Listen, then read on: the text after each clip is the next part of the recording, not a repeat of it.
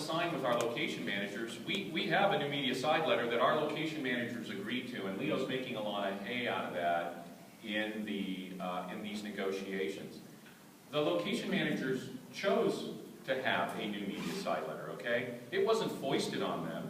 What we discussed as location managers was, do we want PAs going into neighborhoods that we have worked so hard for so many years to build relationships with, and to have those communities happy and put up with our filming, to allow a bunch of guerrilla filmmakers, non-union people who don't understand how to do things properly, do we want them to go in there and destroy that? And we felt that as location managers, the location manager group felt that they could negotiate rates for themselves. They felt comfortable doing that. They negotiate rates every day. So, we'll get to your question in a second. So my point is that now the studios don't want to sign with casting directors or location managers because they're afraid that if they do that, we're going to know, we're going to strike them. We're going to come and try to organize that production for our drivers.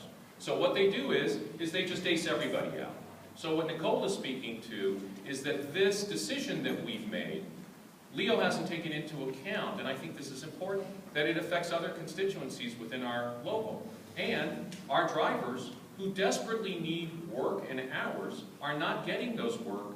And I believe when I go out to organize these shows, the drivers are I leave the drivers and the casting directors and location managers who we signed on these shows in a better place than when we found them.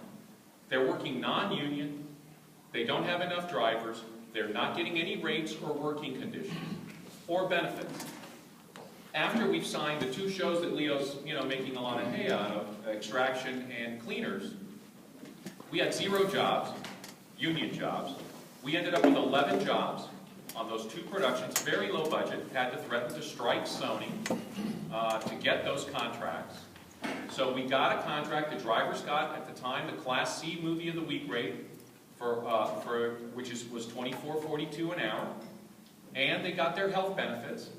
And they got retro to data hire for those benefits and wages. And they were able to bring on more drivers on both productions. We were able to cover the casting directors and the location people who were working on that production, if there were any. And there were in both cases. And so to me, that's a win-win. Now, we gave up the pension, and Leo's making a lot of hay out of it. We gave up the pension hours. That is true. We did. And with Leo's permission, I might add. Okay? Because I don't sign contracts without my boss's approval, okay?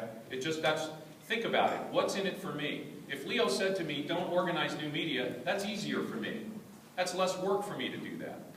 But I've got members calling me every day, asking me to help them. So what am I supposed to do? Turn my back on my brothers and sisters? Or go into Leo and say, Leo, we got a problem here.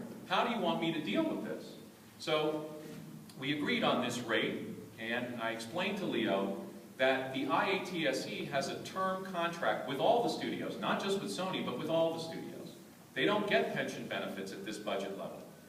If Sony would rather shut that production down than give us the pension benefits, which, by the way, probably amounted to $80 or $100, okay? Because this was a very short duration show.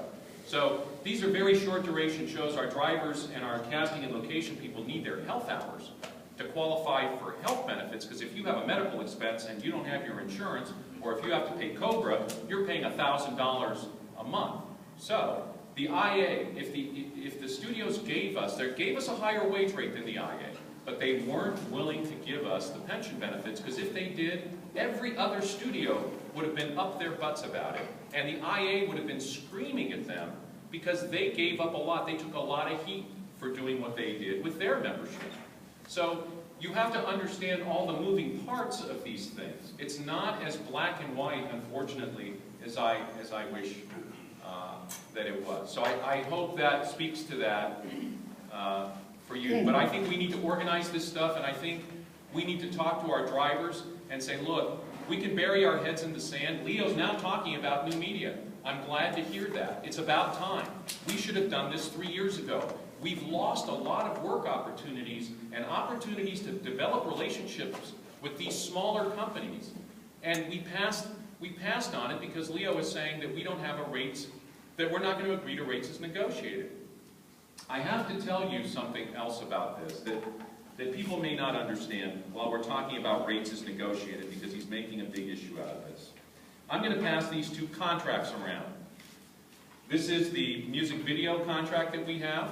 Okay, I pulled it off the website, the Local 399 website. You can too. It's not the whole contract, it's just a few pages. And then this is our commercial contract. Okay? So what I'd like to point to is the fact that, I don't know if you know this, but we have rates as negotiated deals already. So it's okay to do it in commercials and music videos? And do we cover all the trucks, guys, on commercials and music videos? No. So now I'm being attacked because new media productions, which are cheaper than this, we're doing the same thing, we're using the same model. What model am I supposed to use? I can go in and say to the producer, well, I want to cover every piece of equipment, and the producer's going to say to me, this is a $200,000 project. Shut me down now. So you have to understand, there's a balance here. This sucks. It does suck. I hate to be in this position but our members are not unhappy with what they're getting in the end. The drivers who got their rates retro to data higher, they were getting $125 a day. They got the Class C movie of the week rate retro. They got their health benefits. If they had a forced call or a meal penalty, they got those things. I think that matters. So anyway, in our commercial agreement, and I highlighted this, and I'll just pass it around, but I'll read it very quickly. We have a rates as negotiated deal, and it says, low-budget commercial wage rates shall be subject to individual negotiation between the producer and the employee. All other provisions of the contract shall be applicable. Low-budget commercials are defined as those that have a single-day production cost that doesn't exceed $75,000 a day, or an aggregate budget that doesn't exceed $300,000 for the project. So basically, if it's a commercial that's less than $75,000 a day, its rates is negotiated, and it can't exceed $300,000, and you get to, its rates is negotiated. Now, I was given a post by one of our members who was complaining, and I'm not going to pass this around out of respect for the member, because I don't know if the member wants this shared, although they did post this publicly.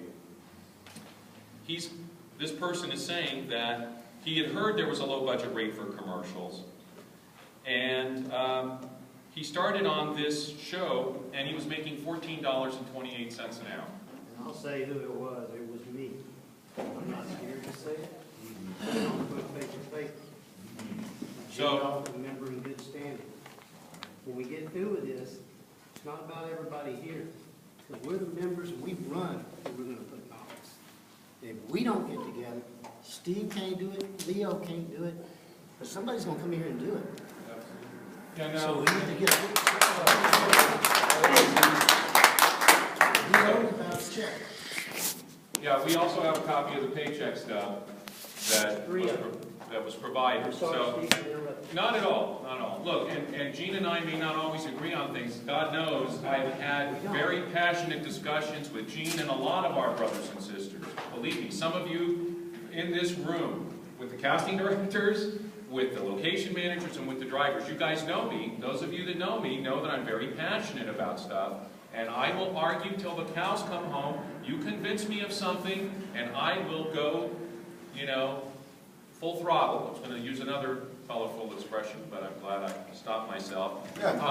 So I will go full throttle to do what it is that you want me to do. Look, one of the things that I keep saying to members who called me or who've told me on the campaign, who've come up to me and say, do you remember what you did for me on this or that? You helped me.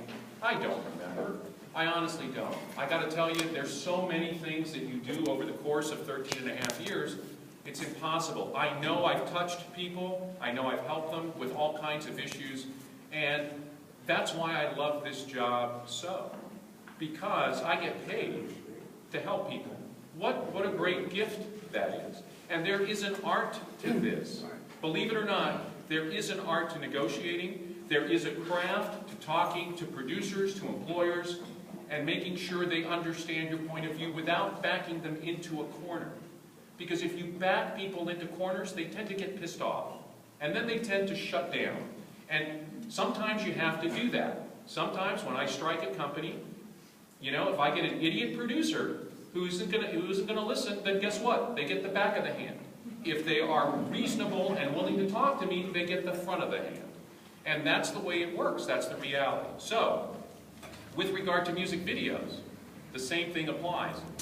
The budget has to be over $300,000 before all of the classifications are kick in. So on music videos, for productions below $55,000, the agreement doesn't apply. It doesn't even apply. For budgets in excess of $50,000, $55,000, there's no minimum staffing at all. And then it has to go over $300,000 before you get even classifications. The wage rates are still negotiable. So I'm going to pass these around so that you guys can see this, if, just so you know that this is already part of our collective bargaining agreements. So let's not talk out of both sides of our mouth here. So, John, you want to? Richard Hicks, I'm a casting director.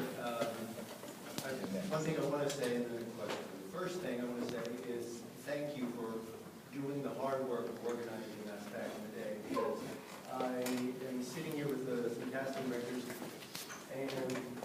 and we all know that some of us are alive today because we got a health plan and health insurance that we wouldn't have gotten if we didn't unionize.